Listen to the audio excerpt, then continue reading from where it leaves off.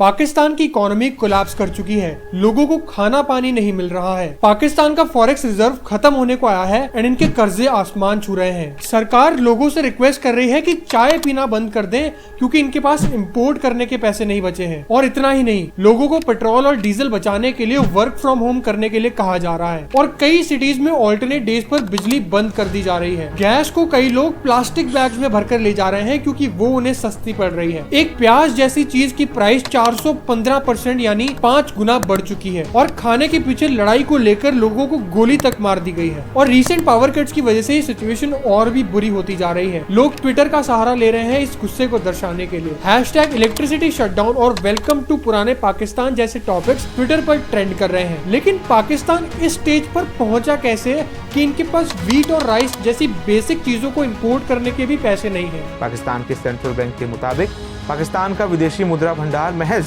4.3 अरब dollar रह गया है। इतनी राशि से पाकिस्तान के पास 3-4 हफ्ते के आयात का ही फंड बचा है। Look at Pakistan's balance sheets. Its finances are rotten to the core. This is bailout number 23 for Pakistan.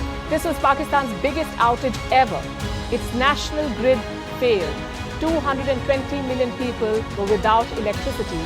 आइए जानते हैं पाकिस्तान के इस फाइनेंशियल क्राइसिस की कहानी शुरुआत से।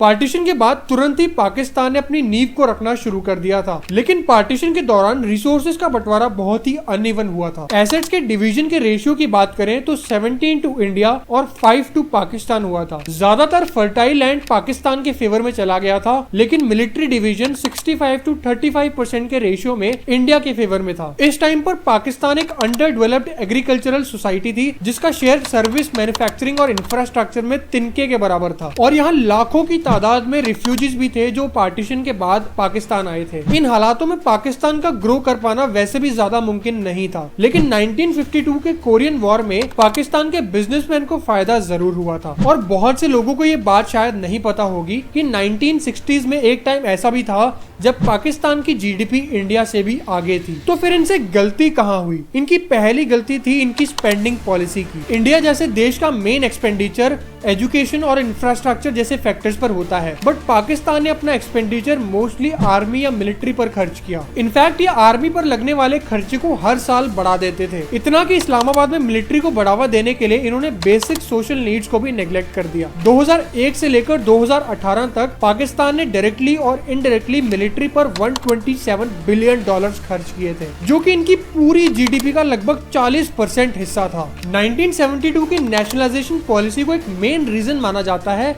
जिसकी वजह से इन्वेस्टर्स का पाकिस्तान में इन्वेस्ट करने का मन बिल्कुल हट गया था। और सोचने वाली बात तो यह है कि 2019 के डेटा के अकॉर्डिंग पाकिस्तान के 48% एडल्ट्स इलिटरेट हैं। तो ऐसी सिचुएशन में फॉरेन कंपनीज पाकिस्तान क्यों आएंगी और वो पाकिस्तान के लोगों को जॉब्स क्यों ही देंगी? अब अगर आप सोच रहे हो कि पाकिस्तान ने अपने डिफेंस में इतना खर्चा कैसे कर लिया, तो यहाँ इनकी बर्बादी का दूसरा रीजन सामने आता है, जो कि है डेट यानी कर्जा। 1960 से लेकर 2002 तक ही इन्होंने फॉरेन एड्स के रूप में 73 बिलियन डॉलर्स उठा लिए थे। और आज भी पाकिस्तान IMF जैसे इंस्टीट्यूशंस पर निर्भर रहता है। अभी तक पाकिस्तान ने IMF से लगभग 22 बार मदद मांगी है, लेकिन 1993 के बाद इंडिया ने IMF से आज तक कोई मदद नहीं मांगी। कोई भी प्रॉपर इनकम सोर्स ना होने की वजह से पाकिस्तान इस प्रॉब्लम से सिर्फ एक तरीके से निकल सकता है, और वो है ज्यादा से ज्यादा डेट लेना, जिससे कि पाकिस्तान और भी बड़े डेट ट्रैप में फंसता जा रहा है। और जनवरी 2023 के डेटा के अकॉर्डिंग पाकिस्तान के ऊपर लगभग 274 बिलियन डॉलर्स का कर्जा है, जो कि इनके जीडीपी का 97% है। लेकिन क्या पाकिस्तान इस कर्जे को रीपे कर सकता है?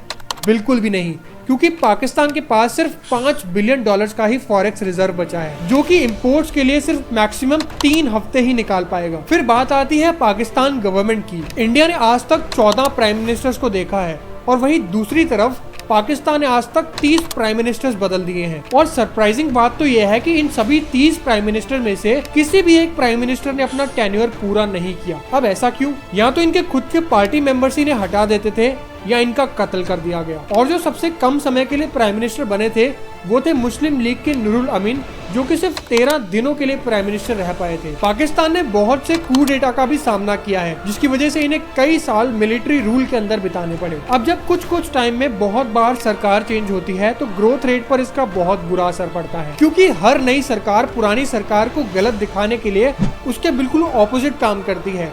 एंड पाकिस्तान की सरकार ने कोई भी ऐसा काम आज तक नहीं किया जिनसे पाकिस्तान का भला हो। पाकिस्तान का इकोनॉमिक क्राइसिस अब इतना बढ़ चुका है कि लोगों को अब चाय पीने से भी मना किया जा रहा है। पाकिस्तान वर्ल्ड का नंबर 1 चाय इंपोर्टर है और हर साल ये $600 मिलियन की चाय इंपोर्ट करते हैं। लेकिन अब चाय कहां से इंपोर्ट करें, क्योंकि फॉरेक्स तो बचे नहीं है। इतना ही नहीं, लोगों को अपनी दुकानें 8 बजे तक बंद करने को कहा जा रहा है, जिससे कि बिजली बच सके, और लोगों को फ्राइडे को वर्क फ्रॉम होम करने को कहा जा रहा है, जिससे कि पेट्रोल और डीजल बच सके। ये सब बातें हमें सुनने में तो जरूर अजीब लग रही हैं, लेकिन पाकिस्तान की कंडीशन अब इतनी बुरी हो चुकी है कि अब ये सब स्टेप्स लेना बहुत जरूरी हो चुका है। इस क्राइसिस का एक और बहुत ही रीसेंट रीजन बताया जाता है, वो है 2022 की अनफॉर्चुनेट फ्लड और क्लाइमेट चेंज। इस अनफॉर्चुनेट इंसिडेंट की वजह से 3 करोड़ से भी ज्यादा लोगों की रोज की जिंदगी पर असर पड़ा है। हजारों किलोमीटर लंबे रोड्स एंड ब्रिजेस तबाह हो गए, हजारों जिंदगियां इस बाढ़ में चली गई और 7 लाख से भी ज्यादा लाइव स्टॉक्स का नुकसान हुआ। पाकिस्तान रेड क्रिसेंट के चेयरमैन अब्रार उल हक का कहना है कि पाकिस्तान की सिचुएशन दिन ब दिन बिगड़ती जा रही है और कोविड-19 के डर और व्हीकल्स के डैमेज की वजह से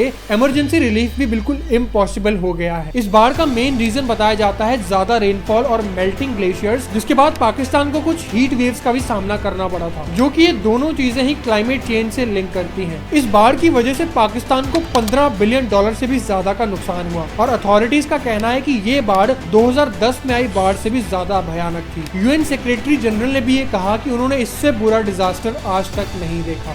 The government of Pakistan has asked for the international community's help.